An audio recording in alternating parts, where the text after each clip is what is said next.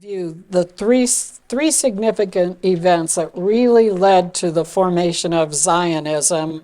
First, in England, the awakening of different people, Protestants mostly, but members of parliament as well, who began to see in Scripture that, oh, the Bible talks about the return of the Jews to their homeland, Israel, Eretz, the land of Israel. And that became a very strong, dominant theme amongst many of the people and government officials. And Thomas Brightman was kind of the father of that movement. Second thing was the Russian persecution that began there in 1881 and started that first group. I mean, there were Jews living in the Holy Land that whole time. Not a lot, but some. But this began that first aliyah to Israel with people trying to escape the Russian persecution. But the really defining event was the Dreyfus Affair in 1893. And Alfred Dreyfus, who was a French army officer, he was accused of treason, of selling military secrets of the French to Germany, and he was found guilty. He was a Jew, and he was sentenced to life imprisonment.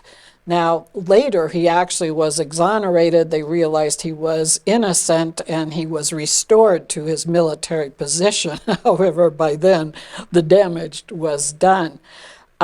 People thought that because he was a Jew, he couldn't possibly be that loyal to France, because after all, he wasn't really French. He was Jewish, but of course he was also French. And when Dreyfus was convicted and sentenced, the crowds around the courtroom were yelling, "Death to the Jews." They didn't yell "Death to Dreyfus," they yelled "Death to the Jews." Now, in that crowd was a young reporter named Theodor Herzl, and he was from Vienna, actually. He was there to cover the trial, and he was Jewish. And when he heard that crowd yelling, "Death to the Jews," it was like this moment of great awakening for him. Because what that said to him was that anti-Semitism is a part of every society. It's there. It's maybe beneath the surface, but it's there. And it only takes some little thing to bring it out, and people are yelling, "Death to the Jews." He said that he began to see that assimilation, which the Jews had really counted on for all these really many years, now that, I mean, they were living even then, they thought, in a very enlightened period. People didn't act the way they used to with hatreds, and so they felt that they were certainly a strong part of society. But to Herzl, that said, no, assimilation only seems to work. But if something happens, it's going to be that same cry, "Death to the Jews." And I find that interesting because, you see that sort of awakening moment coming up time and time again in Germany before World War II. How many Jews thought, we're okay? I mean, we're living in a modern country, enlightenment. People don't, those kind of hatreds aren't around anymore. We're fine. We're doctors. We're lawyers. We're, educators, financiers. And then, of course, anti-Semitism was extremely strong at that point.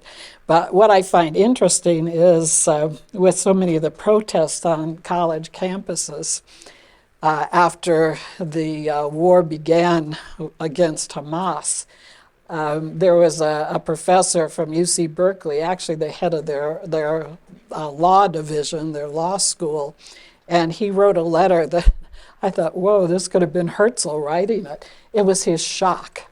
You know, he was a liberal. He worked side by side with the other professors at UC Berkeley. He fought for their same causes, the liberal movement. And now he's hearing these same professors praising Hamas and saying that Hamas had the right idea, and that, you know, I mean, he was as shocked, I think, as Herzl must have been to hear death to the Jews. It was like, what happened here? This isn't supposed to happen in America. You know, why are they celebrating the death of all these Jews? And of course, then it was not just Israel is wrong, it became an anti-Semitism, and of course we see that in so many cases around our nation, mostly on university campuses right now. But that was Herzl's, he was shocked, and he began to realize in his own mind that since assimilation is never going to work, it's only a facade, it works for a while, that there had to be a restoration of a Jewish state, a nation that Jews could call their own and where they would not face that kind of hostility. And so in 1896, he wrote The Jewish State, an address to the Rothschilds. The Rothschilds were a family that in the 19th century had the biggest private fortune in the whole world. They were Jewish, they were bankers, their banking business went back to the 1760s, and they had expanded to London, Paris, Vienna, Naples, and Frankfurt. And so this is addressed to them that there is this need. And the address set forth this purpose, quote, to secure for the Jewish people a publicly recognized, legally secured home in Palestine. And the thing is, when it was first published, it was pretty much ridiculed.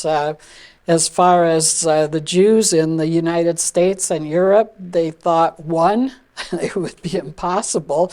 I mean, they hadn't existed as a nation for, almost 2,000 years, so it would be impossible. And then secondly, for most of them, hey, assimilation does work. We're fine here. We're part of society. Everybody accepts us. We don't see all that much anti-Semitism where we are. And so it was just a tiny idea at the time. 1897, they held their first Zionist Congress in Switzerland, and there were 200 people in attendance, not a lot, but at least there were some. And in 1901, the Jewish National Fund was started with the idea that they would purchase land in Palestine as much as they could, then they could use that to settle there. So Zionism was officially begun, and Zion, if you remember from last week, was that fortress in Jerusalem that King David captured, and later the fortress of Zion became the city of David. Then under the Maccabees, they actually referred to the Temple Mount as Zion. And Zionism basically is the term that came to mean that movement whose goal was to return the Jewish people to Eretz Israel, the land of Israel. And the name wasn't, Herzl didn't make it up. Somebody else had already coined that term, but it became the one he chose for their movement. And I mean, it obviously makes sense to have a Jewish state in the land of Israel. William Heckler was an important part of all of that. He was a British chaplain, and again, remember, a lot of these thoughts that the Jews should have a homeland of their own started in Great Britain as people were really into Scripture after the King James Version came out. William Heckler was a British chaplain at the embassy in Vienna, where Herzl was from. And he believed that the Jews' return to Palestine would be the fulfillment of prophecy. And so he became acquainted with Herzl, and in his position as a chaplain at the embassy, he knew a lot of world leaders, and so he did introduce Herzl to very important leaders and royalty around Europe. And the Jewish American Society for Historic Preservation gives this tribute to Chaplain Heckler. Quote, "Without Heckler's intercession and support, Herzl may have simply remained an obscure Viennese journalist." But of course, now he is becoming known in the governments of Europe. 1903, there was published the Protocols of the Learned Elders of Zion, and this was published in Russia. It was made to sound as if they were the minutes of a meeting of Jewish leaders from around the world who set forth a plan for global domination. So here you have this group of supposedly Jewish leaders, like people like with the Rothschilds who had money, coming together and making this subversive plan to, first of all, subvert the morality of Gentiles. Secondly, to take over the press, to have the media under their control. And then thirdly, to control the world's economies. So that was their plot, supposedly, of the Jews. And this was all exposed as fraudulent back in 1921 as being written by people who were against the Jewish people to make it sound like why we should hate them. It was, as I said, exposed as fraudulent. However, under the Nazis, it was assigned reading in school. Henry Ford, he funded 500,000 copies that would be printed and distributed. Syria, as late as 2003, made it into a TV series, which was shown in Iran. It is used today in Arab and Islamic textbooks as a fact. It's presented as fact to Muslims, and still, evidently, I did not try to find it on the internet, but supposedly it is still widely circulated on the internet. So has done a lot of damage as far as anti-Semitic feelings. In 1904, 1914, the second major Aliyah took place, mostly about 50,000 Jewish people coming from Ukraine and Russia, where, of course, they were facing strong persecution. And this was written in the Atlantic Monthly back in July of 1919. There is no chapter in the colonizing history of any people finer than the story of these Jewish pioneers. They came to Palestine ignorant of agriculture, ignorant of the land, ignorant of the people, miserably equipped. The Turkish government, and then the British, laid its dead hand on development, and it was only by stealth and with the assistance of money that a house or shelter could be erected. There was no security for land, property, or life. Fever and pestilence raged. The settlers had to compete with native labor accustomed to a very low standard of life. They had to make their own roads, furnish their own police, their own schools, their own sanitary apparatus, and while the government of Palestine offered them nothing but the privilege of paying taxes, the governors of the countries from which the colonists came extended them no protection. And then under the harsh conditions of a barren land and dangerous neighbors, they erected the kibbutz, a communal society where a group of people built their houses together, ate together, built factories together, and farmed together. And pretty much I read that because they did have a very hard time, but the way the Palestinians present the picture, or at least where Yasser Arafat, how he did, was they came into a society that was really flourishing, large population, everything was wonderful until they arrived. Now, there were obviously problems. They bought all the land that they settled. They did not just take it over. However, much of that land was bought from Arab absentee landlords. So they bought the land and moved in, but there were people living on it, not maybe legally because it wasn't really their land, and so they were displaced. And of course, that's the way the Jewish side tells it. The Palestinians pretty much say, no, they were just forced off illegally and the land was stolen.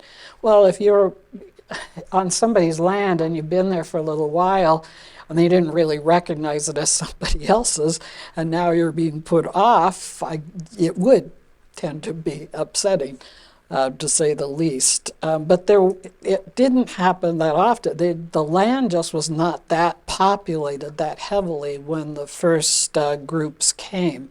And again, we talked last week about how the different observations of travelers in the Holy Land said it's just a mess, it's deserted, it's swampland in Galilee, So, but I found that as I've gone through this, that you've got two separate narratives running. You've got the Jewish narrative and you have the Palestinian narrative, and somewhere in there is what really happened, the truth, but it is hard to get out. And by the way, I just came across this book a week ago. This was after I actually had put together all the notes, and I read it last week, and it really is excellent.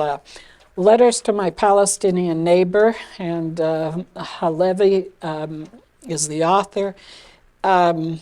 It's interesting in that the first 200 pages are his letters to his Palestinian neighbors, talking about how he feels about the land and the events that have happened.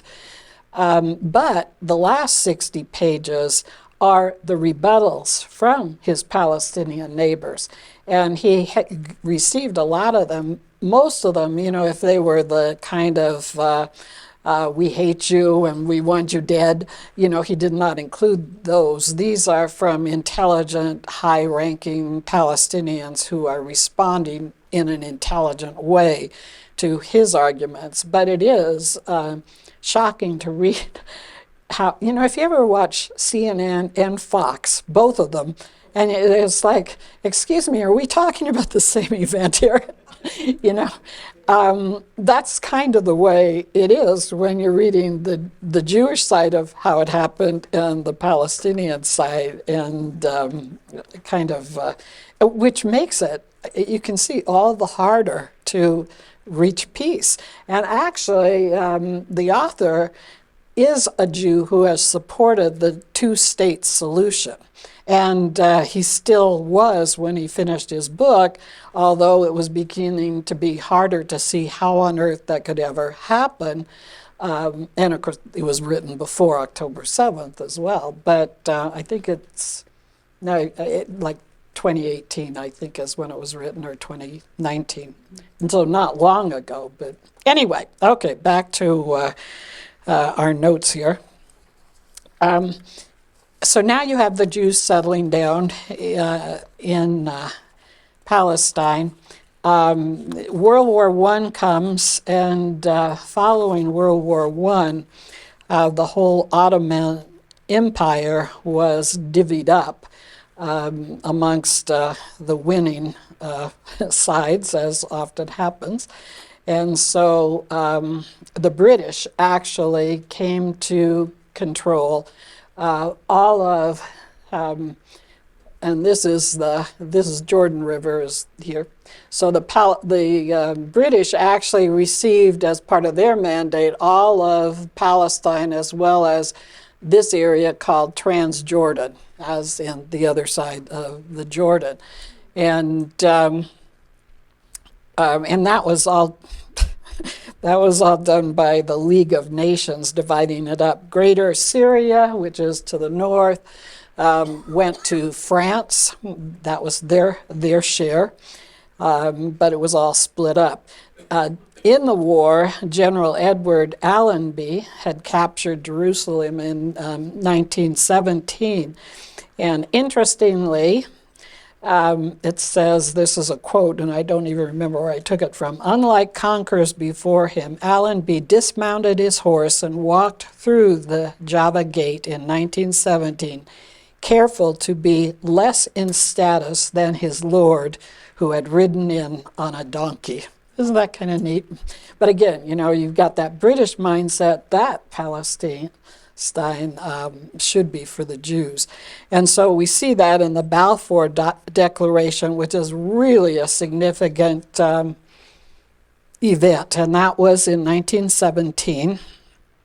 And Arthur Balfour was a British foreign ministry. He was writing on behalf of the British cabinet and the Prime Minister Lloyd George. And it was actually sent to Walter Rothschild, who at that time was a member of the House of Lords. And that famous sentence that I think pretty much Israelis probably have memorized, His Majesty's government views with favor the establishment of a national home for the Jewish people. It was the first endorsement of their Zionist hopes. History has different reasons as to why did they have that declaration, but it was made and certainly was celebrated by all the Jews. The Faisal-Weizmann Agreement in 1919 was really the first decision that there would be two independent states in Palestine. And that was, Faisal was the Arab, Weizmann, the Jew, and it endorsed the Balfour Declaration, and they would somehow create two states there. But then Faisal, the Arab, backed out. And actually, the Balfour Declaration gave all of this to the Jews, as well as some of the land across the Jordan. And of course, at that point, the British, it was sort of theirs to give, I guess they thought. Endorsements, 1920, that took place in San Remo, Italy. It was the prime ministers of Britain, France, Italy, to indeed endorse the Balfour Declaration, that the Jews would have a homeland there. 1922, our own Congress called for, quote, the establishment in Palestine of a national home for the Jewish people. And then in 1922, the Palestine Mandate, Article 6, said that Judea and Samaria would be for the Jewish people. And of course, Jordan River again, Judea, the land down by Jerusalem, Samaria, the land north of that, and then you have the Galilee area north yet. But basically we're talking about what now is called the West Bank. Then a lot more Jewish people moving to Israel, younger people in the third and fourth aliyahs, professional people building towns now, industries, starting irrigation projects. Hebrew University at Jerusalem was founded in 1925, and so now there is a lot of development going on. The white papers, more negative situation now. And 1922, the Arabs were now beginning to pressure Britain to repeal the Balfour Declaration, and they did not. However, they did decide now that, okay, we will now give the part of their mandate that would be east of the Jordan River, all this area, that will now go to the Arabs, and then the other part west of the Jordan will go to the Jews. And they made the stipulation that now no Jew could move into Transjordan, that they were not allowed to settle there. The second white paper, 1930, was as a result of a lot of the violence that was now going on. And in fact, in 1929, in the city of Hebron, there was a massacre of many Jews by the Arabs, but the Jews also had their terrorist groups, the Irgun, the Stern Gang. So now you have a lot of violence going on. And so the second white paper, the British limited Jewish immigration. No restrictions on Arabs moving into the area, but the Jews were now restricted in how many people could move in. But they were still coming. 1929 through 1939, of course, there were a lot of Jewish people coming from Europe and Germany. Unfortunately, starting in 1933, the British started turning Jews back to Germany. And not letting them enter into Palestine. The thought is that they were hoping to gain Arab support in their efforts in the war, in World War II, and so as a favor to the Arabs, restricting Jews coming into Israel. 1937, there was the thought of dividing the country between two states, Arab and Jewish, sort of the second two-state solution. However, neither side agreed to it. The Jewish leaders tried to persuade their people to accept it, but it was giving them just a little strip of land on the coast, and most of the Zionists would not accept it, but the Arabs didn't accept their part either. So, you know, it's the tensions are starting. In 1939, only 10,000 Jews were allowed in per year for the next 5 years. That was the third white paper. Then you get to post-World War II, and of course 6 million Jews were slaughtered in the Holocaust, which was about 1/3 of all the Jewish population. 70,000 Jews trying to come to Israel were turned away by the British. Some managed to enter illegally. Meanwhile, in 1946, Britain gave Jordan its independence. France gave Lebanon, which is to the north of Israel, its independence. And likewise, in 1946, France gave Syria its independence, but Palestine was still under the British until they decided they'd had it and they were simply going to withdraw. So that's when the United Nations took over, and in 1947, Resolution 181, they decided to make it a two-state solution. So the West Bank was to be an Arab state, so that's pretty much here. And then Israel would have the area here. Here's mostly all desert in the Negev.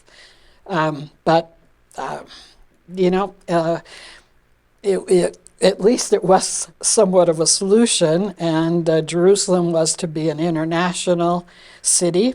The United States, the Soviet Union voted for it.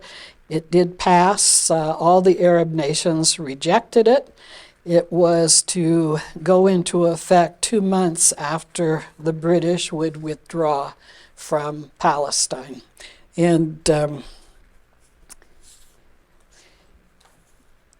it was a very crucial time. It says in 1947, in an interview with an Egyptian newspaper, Azam Pasha, and I don't know if I'm saying that right, Secretary General of the Arab League, the Arab countries around the Middle East, warned the Jews not to create a state quote, "I hope the Jews do not force us into this war, because it would be a war of extermination and momentous massacre."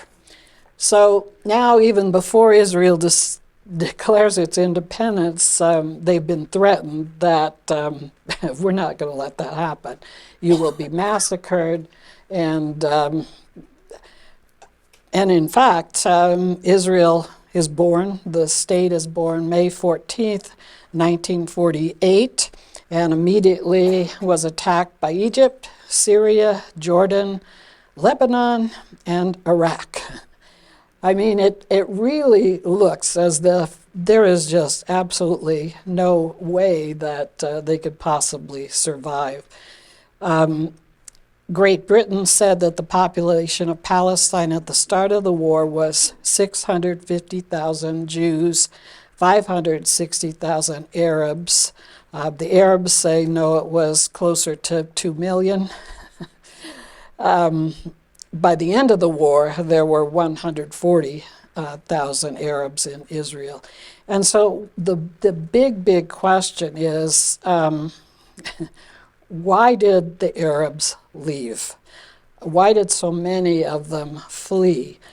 And there are all kinds of different reasons given.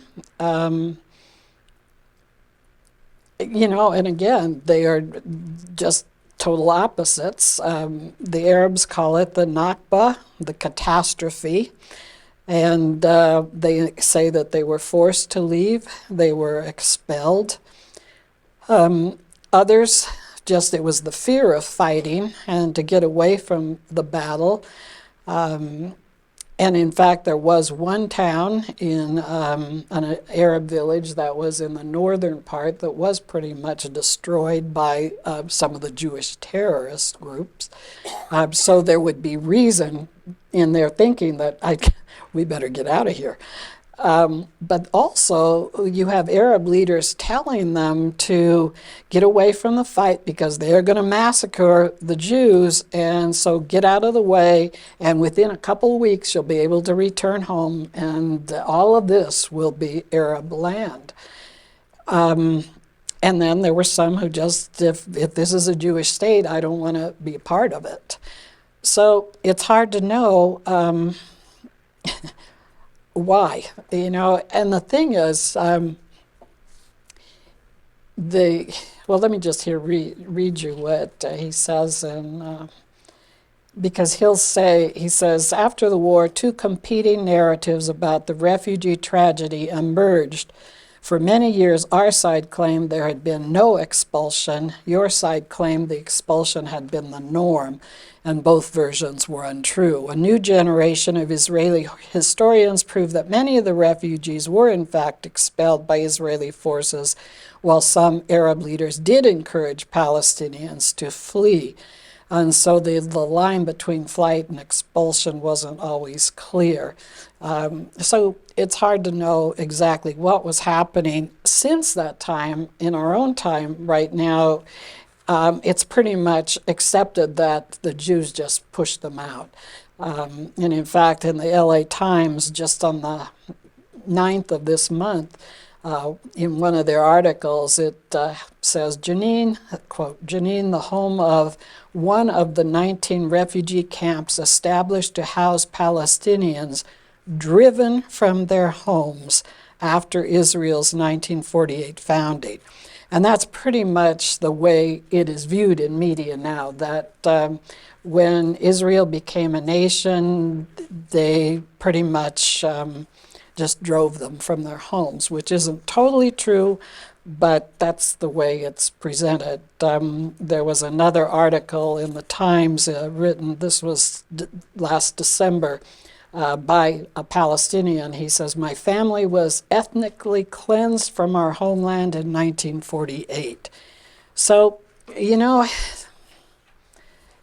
it's hard to say. But certainly, a lot of Arabs left, but some of them stayed, and those are the Israeli Arab citizens of today.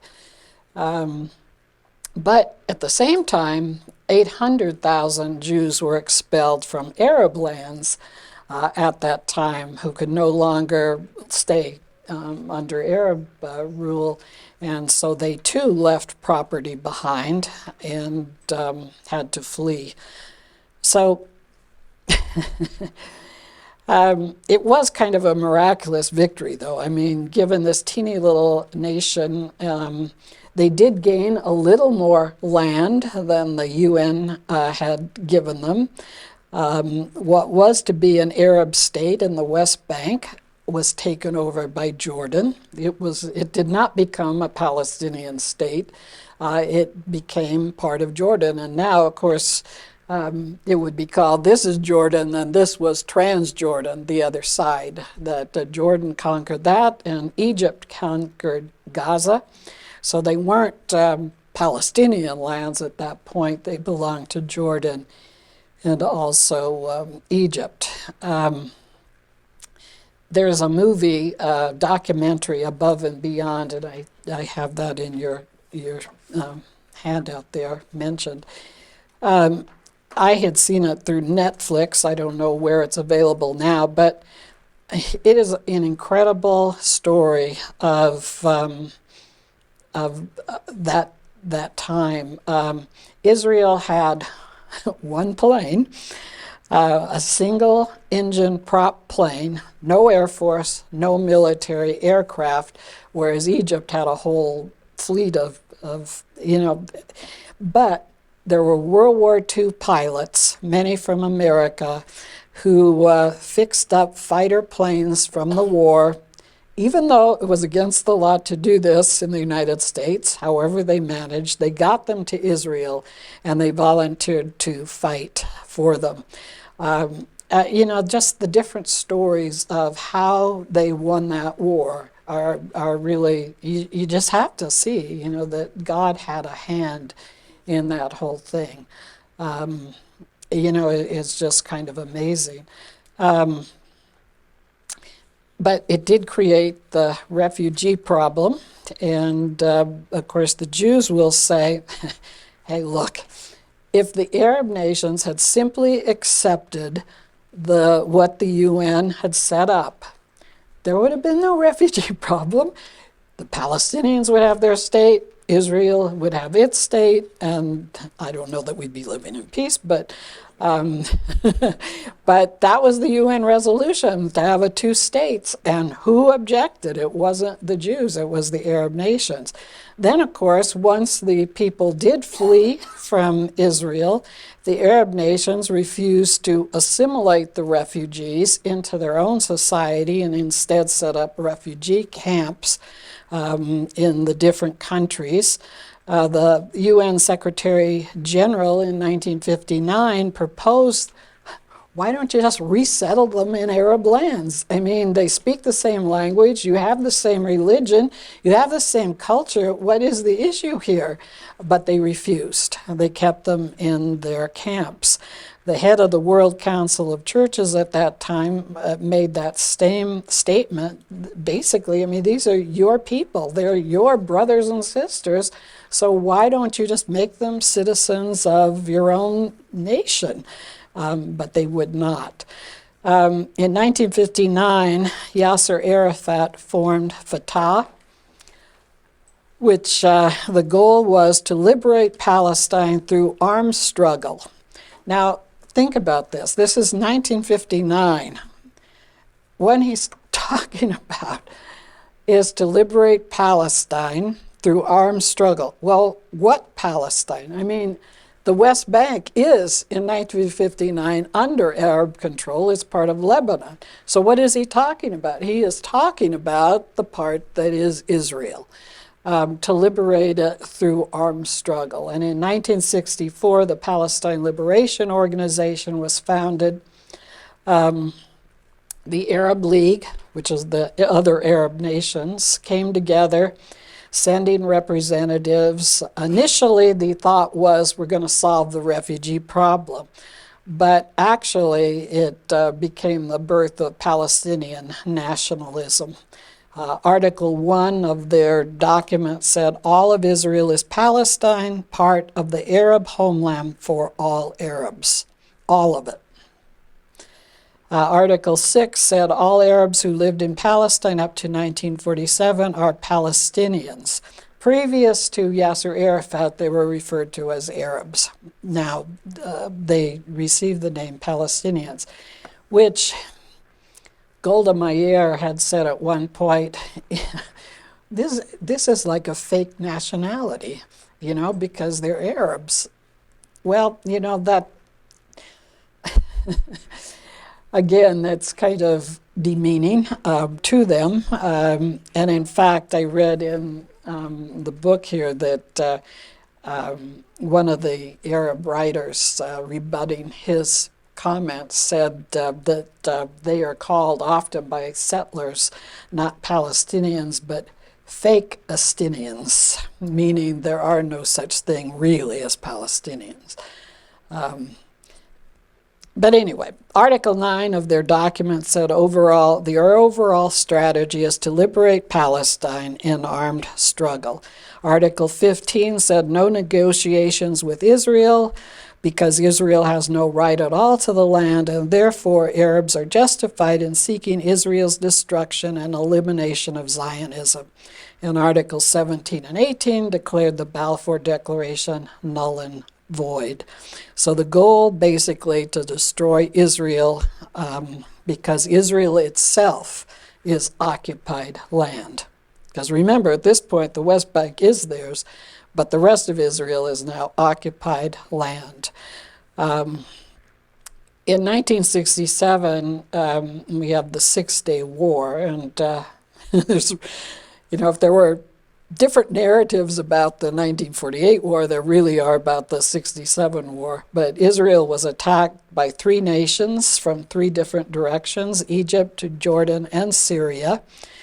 Israel was victorious, and at that point, that is when Israel now takes Gaza from Egypt. Also, the Sinai Peninsula became part of the conquered territory and the West Bank as well.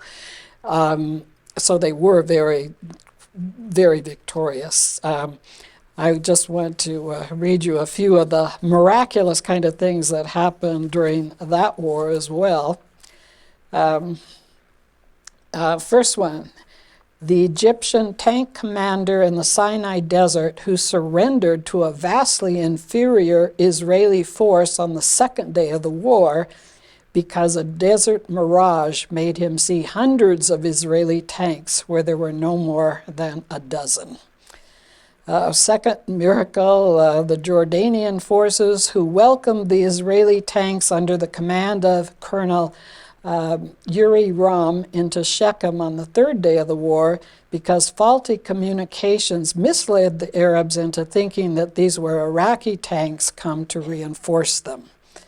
Third one, the Battle of Ammunition Hill on the northern outskirts of Jerusalem, which was captured by an Israeli scout by mistake when he fell into a Jordanian trench in the moonless night at 2 a.m. on Tuesday morning, and he just started shooting from the hip. And then that, actually, they gave in and fled, and that led to the fall of Ammunition Hill, which was the necessary prelude to the capture of the old city of Jerusalem 30 hours later. So just incredible kind of things, but as far as the Arabs go, they insist that there was the other countries, these three nations, were not about to attack Israel. That's just all a lie, that Israel actually had the preemptive strike, which I believe it did, and that's how they easily won. But they say that it was their intention all along because what they wanted was to capture that West Bank. And Jerusalem, of course. So, it's Israel hesitates to take preemptive strikes now because of being blamed, of being blamed the aggressor. And But in any case, they do see Israel as the one that started that war. And in fact, one of the rebuttals of the Arabs in that book says, I can't believe you, the author, an intelligent man, actually believe all those lies you've been told by your government. Anyway, the 67 war is now referred to as the Al-Naqsa, or the setback, and it was the second largest displacement of Palestinians, many going to refugee camps in Jordan that were run by the UN. But the basic question Israel insists is, will the Palestinian people formally accept the independent, sovereign Jewish state of Israel as a legitimate and permanent member of the family of nations? I mean, if they're not, then there's no, you can't talk of a two-state solution. If one side won't recognize the other as an official state. But after then the 67 war, you have basically four different groups of Arabs. The Arab citizens of Israel, who make up 20% of the population. And these, of course, are those who did not flee during the war. And I mean, they serve in the Knesset. They basically have I don't know how they deal with all of the conflict that goes on, but they are full Israeli citizens, but they are not required to serve in the army like all the Jewish, except for the ultra-Orthodox, are required to do as soon as they graduate high school, which makes sense. I mean, you can't, if you're going to war against Arab nations, you don't want some of your own army to be Arab and maybe turn to the other side or be forced to fight against their brothers. Then you have the Arabs who are living in Gaza and the West Bank, who now, are the ones that are referred to as Palestinians. And they'd been there prior to 67 and now are there, remaining there, and feel like they're in occupied land because, of course, Israel took over those parts. And then you have the Arabs still who fled from Israel in 1948. Their descendants, I mean, these people are still living in refugee camps. I mean, most of those are dead, but their grandchildren, their great-grandchildren are still living in refugee camps in Lebanon, Saudi Arabia, Syria. Used to be in Kuwait, but they were expelled from Kuwait because they supported Saddam Hussein. And anyway, so they were expelled from Kuwait. But these are the people who consider themselves Palestinians because they had lived there prior to 1948.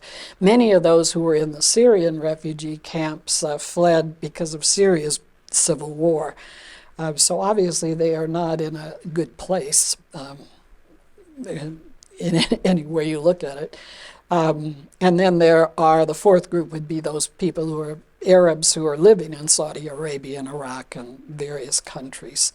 The 1970s and 80s were a time of terrorism. In 1969, Arafat became the chairman of the Palestinian Liberation Organization. 1972 was when 11 Olympic Jewish athletes were slaughtered in Munich. And then in 1973 was the Yom Kippur War, which was a surprise attack by Egypt and Syria. Now, according to Netanyahu's autobiography, Golda Meir and Moshe Dayan, who was the head of their their forces, did know that there was going to be an attack. But they thought that a preemptive strike would lose U.S. support. And so they allowed themselves to be attacked. I don't know.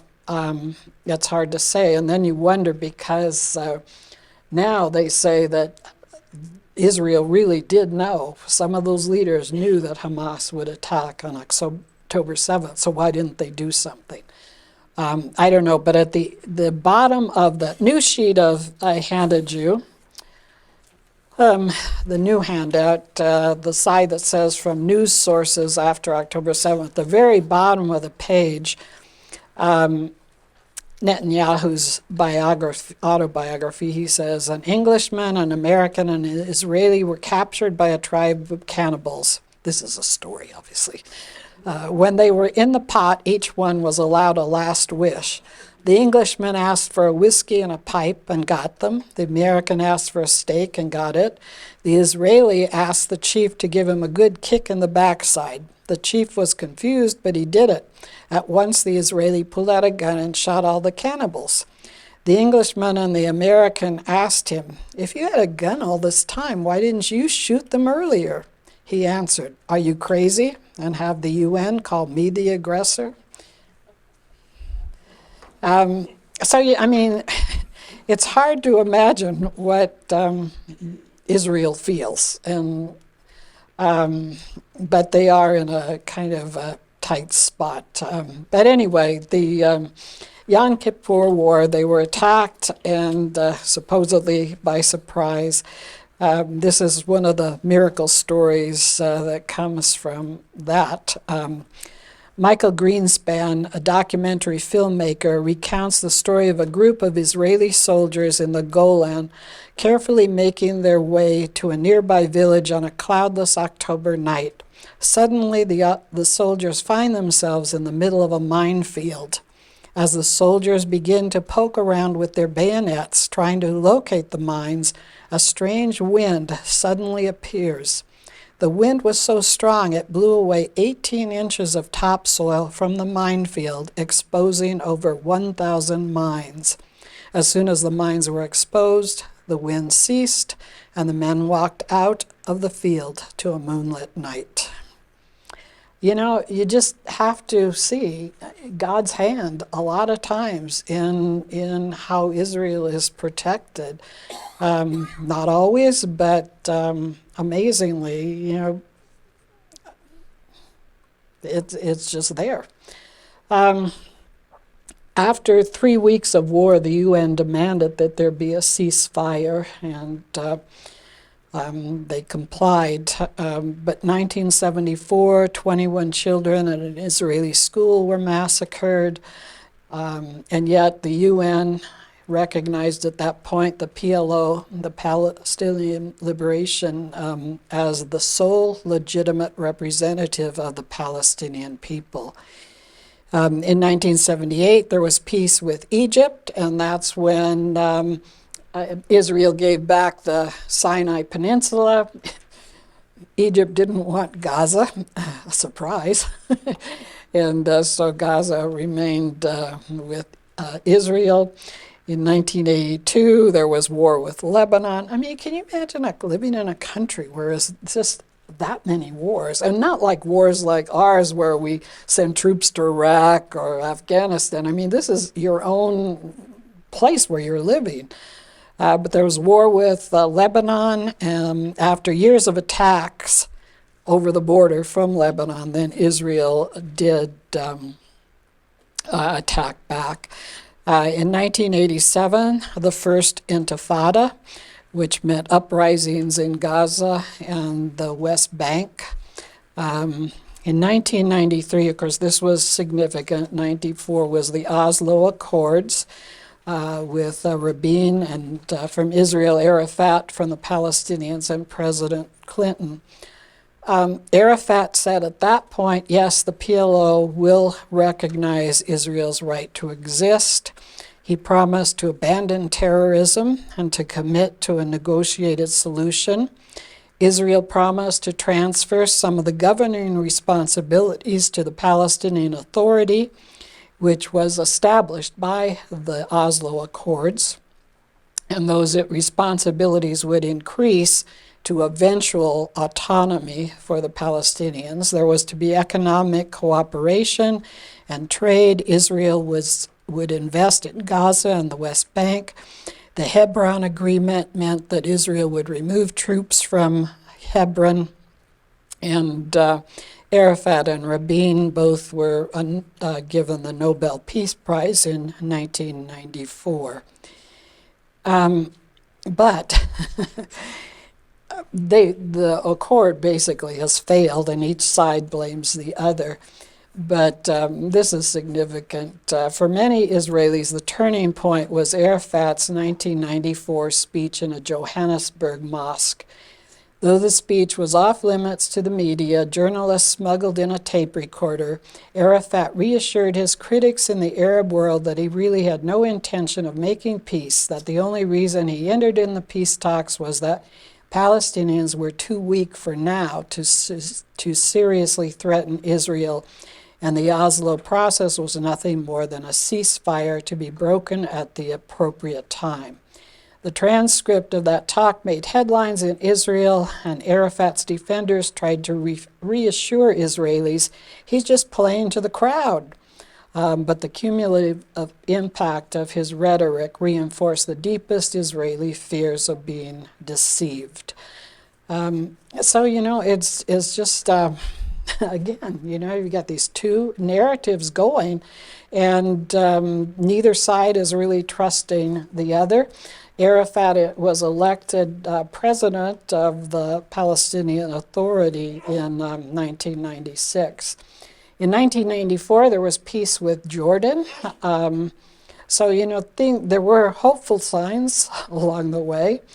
In the year 2000, again, there was an attempt at Camp David with Arafat and Barak from Israel and President Clinton.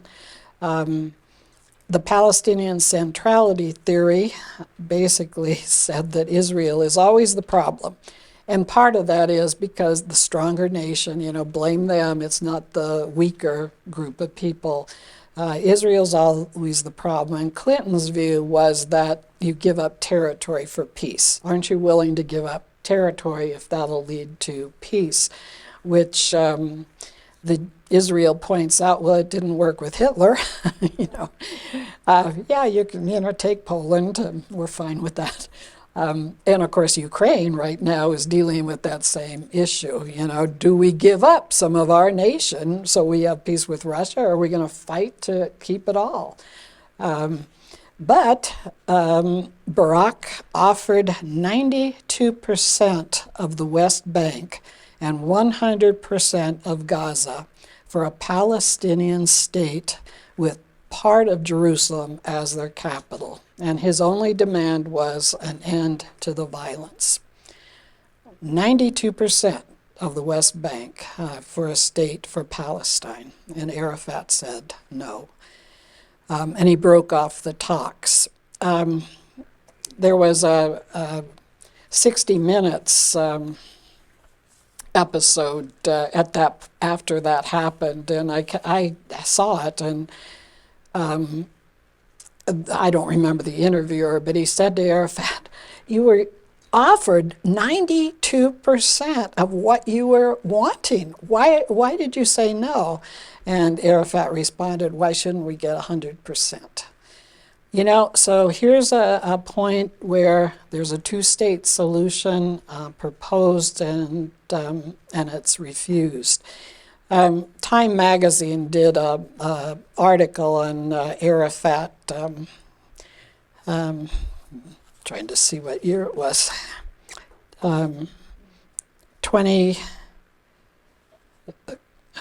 2004. And really, he says, at the Camp David peace talks brokered by President Clinton in 2000, negotiators for Israeli Prime Minister Ehud Barak, who was determined to make a final deal ending the Israeli-Palestinian conflict for good, put forward compromises more generous than any Israeli leader had offered before. But rather than consider them or offer counter-proposals, Arafat threw up a stone wall of rejection, prompting Clinton to publicly blame Arafat for the failure of the summit. Following that, there was a major intifada, the second intifada, and we'll maybe start there next week. Had his acceptance of Israel's right to exist expressed implicitly in 1988 and explicitly as part of the Oslo Accords in 93, had it been a trick. likening the Oslo agreements to a tactical truce the Prophet Muhammad negotiated with his enemies only so that he could later conquer them. You know, the thing is, and then he says too in the Time article, Arafat, it became clear in time though that Arafat failed to understand how weak a deal he was making. And then he later admitted he never really read the whole document anyway. You know, it's what I find disturbing somewhat is that the Palestinians have this problem. I mean, and here it was offered to them, and it was turned down. But did they have it? They didn't have a chance to vote. I mean, it's always their leader. Although Arafat and the leaders say, well, they would have to turn it down because the people are expecting what the Palestinians want is that whole land. And so if we agreed just to a portion of it and that Israel should be its own state, then we'd be stoned. I mean, they are just counting on the whole for themselves. You know, I don't know. You know, there are a lot of Palestinians who I think legitimately do want a two-state solution, as do many Israelis, but it just seems to be a difficulty. Why don't we stop there, and we'll pick up next week. Let's pray. Let's close with the Lord's Prayer. Our Father, who art in heaven, hallowed be thy name. Thy kingdom come, thy will be done, on earth as it is in heaven. Give us this day our daily bread. Forgive us our trespasses, as we forgive those who trespass against us. Lead us not into temptation, but deliver us from evil. For thine is the kingdom, and the power, and the glory, forever and ever. Amen.